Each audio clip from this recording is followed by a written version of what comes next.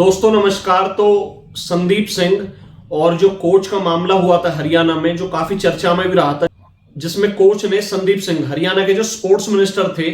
उनके खिलाफ एक सीरियस एलिगेशन लगाए थे कि वो उनका यौन शोषण करते हैं, उनसे उनके साथ जबरदस्ती करने की कोशिश करते हैं। जिसके बाद हरियाणा की बीजेपी सरकार ने उनसे विभाग तो वापस ले लिया, लेकिन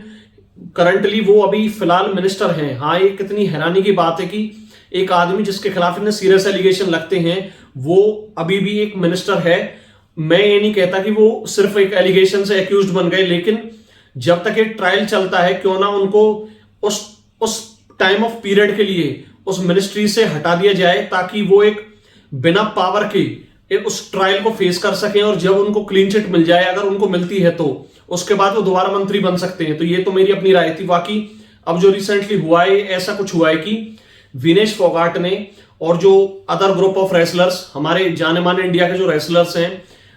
साक्षी मलिक जी, विनेश फोगाट जी, ऋतु फोगाट जी, बजरंग पुनिया जी, ये सब धरने पर बैठे हुए हैं जंतर मंतर पर। और वहां पर वो एलिगेट कर रहे हैं ब्रिजभूषण के खिलाफ, यानी कि उनके खिलाफ आरोप लगा रहे हैं कि जो ब्रिजभूषण है, जो WFI के फिलहाल के प्रेसिडेंट है, WFI यानी कि रेसलिंग फेडरेशन ऑफ इंडिया, जो कितना बड़ा अपने आप में एक ऑर्गेनाइजेशन है जो इंडिया को रिप्रेजेंट करता है फॉरेन में, और एक ऐसी ऑर्गेनाइजेशन जिसके थ्रू ही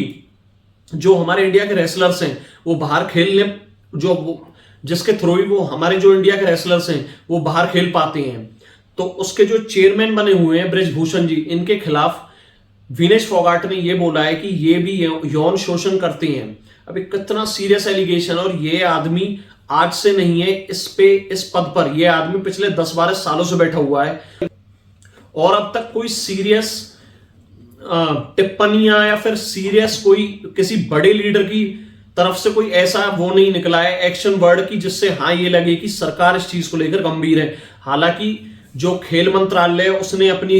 रिपोर्ट मांगी है WFI से, लेकिन क्या होता है इन रिपोर्ट्स वगैरह में, इन चीजों पर ना जाते हुए हम ये चीज देखेंगे कि WFI इतना बड़ा ऑर्गेनाइजेशन है जो हमारे इंडिया में रेसलर्स को एक प्लेटफॉर्म देता है, और उसमें अगर ऐसी चीजें होती हैं तो कितनी ज्यादा एक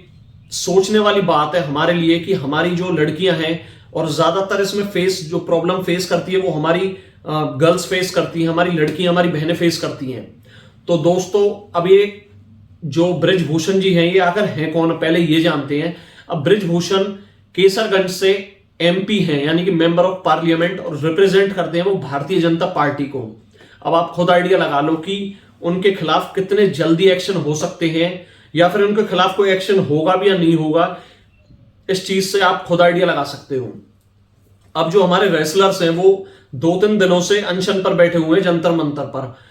अब वो तो अपनी ओर से एलिगेशन लगा रहे हैं, लेकिन ब्रिजभूषण के खिलाफ अब तक कोई ऐसी कड़ी कार्रवाई हुई नहीं है, या फिर उनको WFI से अभी तक जो चेयरमैन बने हुए हैं उनसे हटाया नहीं गया है। अब WFI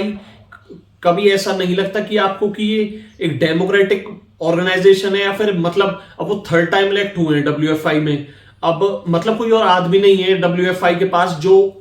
इस चेयर पर बैठने के लिए कैपेबल हो। ये भी एक सोचने का विषय है, क्योंकि अब WFI वैसे तो एक इलेक्टोरल ऑर्गेनाइजेशन है, उसमें इलेक्शंस भी होते हैं, और हैरानी की बात यहां आती है कि ब्रिजभूषण 3rd टाइम इलेक्ट हुए हैं WFI में, यानी कि इनके पास कोई आदमी नहीं है जो ब्रिजभूषण जी के अलावा या किसी और को इलेक्ट कर सकें। या तो इनमें ऐसी कोई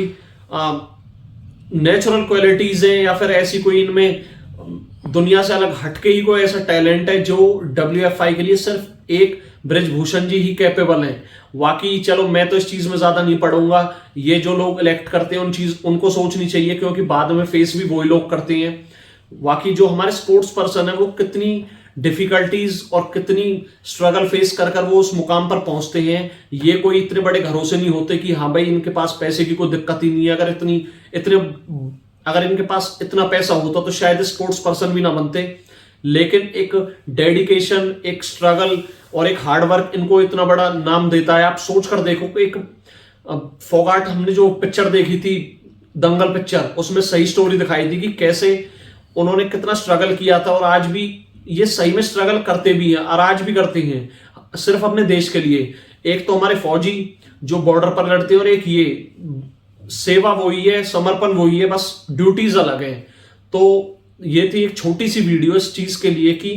ये जो ऑर्गेनाइजेशंस हैं इनमें कैसे अपने सेल्फ अपॉइंटेड इलेक्टेड पर्सन को बिठा दिया जाता है, और वो जब इतने लंबे टाइम पीरियड तक कोई आदमी एक सीट पर बैठ लेता है तो उसके बाद वो अपने मतलब पावर्स होती है ना जो उनको मिसकैलकुलेट करने लगता है, उसको ये लगता है कि अब पावर्स का कोई लिमिटेशन ही नहीं है, और उसके बाद उसकी डिक्टेटरशिप चालू हो जाती है जो कई कंट्रीज में भी होती है। और यही इंडिया में कई ऐसी ऑर्गेनाइजेशंस हैं। ऐसी मैंने एक फीफा पर वीडियो बनाई थी,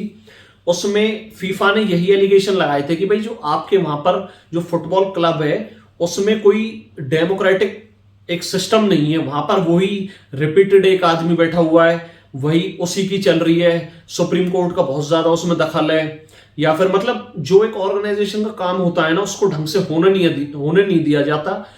उसमें दखलंदाजी बहुत ज्यादा होने लगती है। तो दोस्तों अगर आपको ये वीडियो अच्छी लगी हो ना, प्लीज इसे लाइक करें, शेयर करें, क्योंकि ये हमारे लिए बहुत शर्म की बात है कि हमारी जो रेसलर्स हमारी बहनें हैं वो नेशनल टीवी पर आकर इतने सीरियस एलिगेशन लगा रही हैं कि भाई हमें एक आदमी ऐसे ऐसे तंग करता था, और कैसे उन्होंने हिम्मत जुटाई होगी। हालांकि आज वो चलो नहीं खेलते तो इस वजह से हो सकता है उनमें थोड़ी हिम्मत आई हो, लेकिन जो बच्चियां अभी उसमें इस टाइम प्रैक्टिस करती होंगी वो तो उनके खिलाफ बोलने की सोच भी नहीं सकती। तो इसे शेयर करें ताकि सही लोगों तक पहुंचे और वो जान सके कि कैसे कुछ ऑर्गेनाइजेशंस में डिक्टेटर्स बैठे हुए हैं आज भी इस देश में।